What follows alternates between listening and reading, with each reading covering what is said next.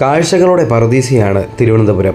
ബീച്ചുകളും കൊട്ടാരങ്ങളും ക്ഷേത്രങ്ങളും മലകളും കായലുകളും എന്നുവേണ്ട അപൂർവ കഥകളുള്ള നിരവധി ചരിത്ര സ്മാരകങ്ങളും തിരുവനന്തപുരത്തുണ്ട്. അങ്ങനെയുള്ള അനന്തപുരിയിലേക്കാണ് ഇന്ന് നമ്മൾ യാത്ര പോകുന്നത്. തിരുവനന്തപുരത്തെത്തിയാൽ ഉറപ്പായും കണ്ടിരിക്കേണ്ട 5 സ്ഥലങ്ങളാണ് ഞാനിന്ന് ഈ വീഡിയോയിൽ ഉൾപ്പെടുത്തിയിരിക്കുന്നത്. ഒട്ടും താമസിയാതെ തന്നെ വീഡിയോയിലേക്ക് പോകാം. Once again, it's me Adarsh BG. And it's me Indu. Welcome to 90s Kid Official. ദിവസം തുടങ്ങുന്നത് ശ്രീ പത്മനാഭസ്വാമി ക്ഷേത്രത്തിൽ പ്രഭാത ദർശനത്തോടെയാണ്. തിരുവനന്തപുരം നഗരത്തിലെ പ്രധാന സ്ഥലമായ കിഴക്കേക്കോട്ടയിലാണ് ഈ ക്ഷേത്രം സ്ഥിതി ചെയ്യുന്നത്.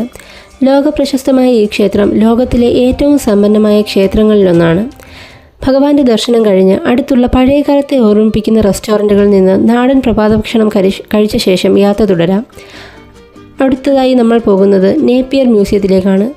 19-ാം നൂറ്റാണ്ടിൽ നിർമ്മിതമായ ഇൻഡോ സാർസനിക് ശൈലിയിൽ പണിത ഈ മ്യൂസിയം പുരാവസ്തുക്കൾ, ശില്പങ്ങൾ, പുരാതന ശാസ്ത്രോപകരണങ്ങൾ, ചിത്രങ്ങൾ തുടങ്ങി നിരവധി സമ്പാദ്യങ്ങൾ സൂക്ഷിച്ചിടമാണ്. ചരിത്രം, സംസ്കാരം, കല എല്ലാം ഒന്നിച്ചുള്ള അനുഭവം തന്നെയായിരിക്കും. മ്യൂസിയം സന്ദർശനം കഴിഞ്ഞ് നമ്മൾ എത്തുന്നത് മനോഹരമായ വെള്ളായണി തടാകത്തിന് സമീപത്തേക്കാണ്.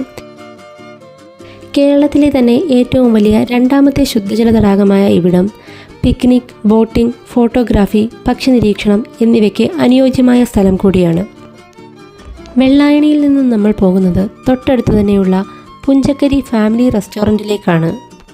രുചികരമായ ശാപ്പ് വിഭവങ്ങൾ ലഭ്യമാകുന്ന ഈ റെസ്റ്റോറൻറ്റിൽ ഫാമിലിക്കായി പ്രത്യേക സൗകര്യങ്ങൾ സജ്ജമാക്കിയിട്ടുണ്ട്. ഉച്ചഭക്ഷണത്തിന് ശേഷം കഴക്കൂട്ട് സ്ഥിതി ചെയ്യുന്ന ലുലു മാളിലേക്ക് പോകാം.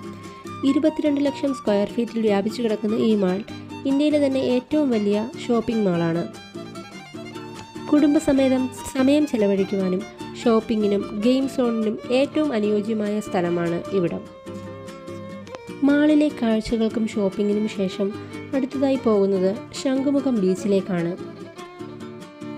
ശംഖുമുഖത്തെ ഒരു പ്രധാന ആകർഷണമാണ് സർപ്പിൾ ആകൃതിയിൽ പണി കഴിപ്പിച്ചിട്ടുള്ള ഓൾഡ് ഇന്ത്യൻ കോഫി ഹൗസ്.